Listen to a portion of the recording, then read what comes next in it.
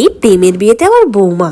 আমাদের ছেলে কত সুন্দর লম্বা চওড়া ফর্সা, আর বউটা দেখো কালো নাটা বেটে। এই বলে না প্রেমে পেতনিও ভালো। দূর দূর, আমার কপালটাই খারাপ। না বৌমা মনের মতো পেলাম, না জিনিসপত্র দাবি করতে পারলাম। যাই বলো, বৌমা আমার ছেলের যোগ্য হয়নি। তা বলি কাকিমা, তোমার ছেলে কি এমন বীর পুরুষে যে তাকে বিয়ে দেওয়ার জন্য জিনিসপত্র দাবি দাবা করে চেয়ে আনতে হবে? তোমার ছেলের নাকি এত যোগ্যতা, তা যোগ্যতা করে নিজের মাকে জিনিসপত্র বানিয়ে দিতে পারছে না? আসলে তোমার ছেলের যোগ্যতাটা তুমি জানো না কাকিমা। তোমার ছেলে খুব ভালো করেই জানে যে ওর কোনো যোগ্যতা নেই, আর তাই যদি দেখাশোনা করে বিয়ে হয়, কোনো মেয়ের বাবাই তাকে মেয়ে দিতে রাজি হবে না। তাই পটিয়ে পাটিয়ে একটা মেয়েকে রাজি করিয়েছে। এই বৌমা নিয়ে অনেক সুখে থাকো, ভালো থাকো, আর বৌমাকে হাতছাড়া করো না, কারণ তোমার যোগ্যতাহীন ছেলেটাকে ওই মেয়েটাই পছন্দ করেছে। দেখাশোনা করতে শুরু করলে তোমার ছেলের আর বিয়ে হতো না। কি ভাবছো আমার এই ক্লায়েন্টের গল্প তোমাদেরকে শোনালাম? একদমই না, আমি তো প্রেম করে বিয়ে করার কথা বলছি, কিন্তু ওদের তো অ্যারেঞ্জ ম্যারেজ।